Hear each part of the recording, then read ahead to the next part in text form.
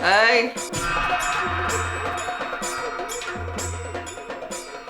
কি হলো? হ্যাঁ, আবার কি ছটফটা নেই? হ্যাঁ, নতুন কিছু সমস্যা? কিছু না দাদি, এমনি। কিছু না, এমনি খালি ওই পায়চারি করতেছ।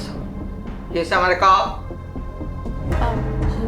মানে পরীক্ষার টেনশন দাদি, সামনে পরীক্ষা তো, মাথার মধ্যে টেনশন ঘুরতেছে, খালি অঙ্কই ঘুরতেছে, অঙ্ক। তোর মাথায় অঙ্কের চিন্তা ঘুরতেছে?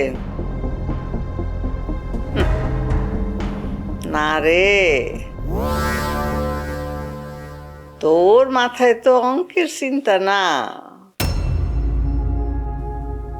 তোর চিন্তা অন্যখানে অনেক দূরে ঘুরতেছে।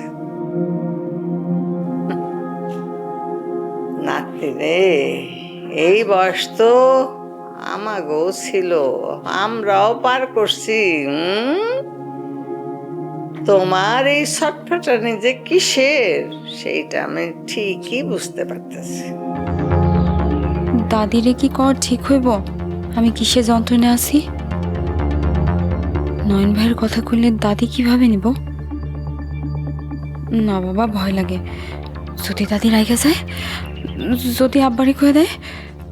তোর কি হয়েছে আমার ক, আমি কথা দিতেছি তো সব সমস্যার সমাধান করে দেব। দাদি, আমার না খুব ভয় করতেছে। তানহা তো নয়ন ভাইয়ের কাছে প্রাইভেট পড়ে, ও তো বেশি নাম্বার পাইবই। আমি আর একলা কেমনে সামলামু এত কিছু? খাবারের পছন্দ ভিন্ন হলেও মজার বেলায় সবাই এক।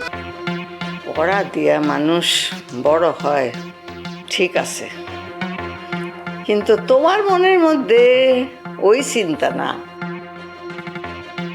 তোমার মনের মধ্যে অন্য চিন্তা, বুঝছো? সেইটা আমি ঠিকই বুঝতে পারতেছি। আমি সরাসরি কিছু কইতেছি না, কিন্তু একটা কথা বুঝে নিবি,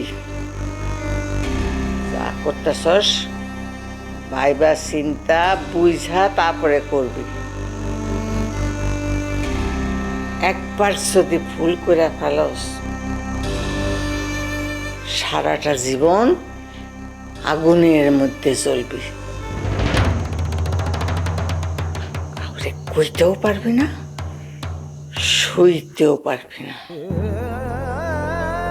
আমি যে রূপনগর নাচাবো গ্রাম শহর।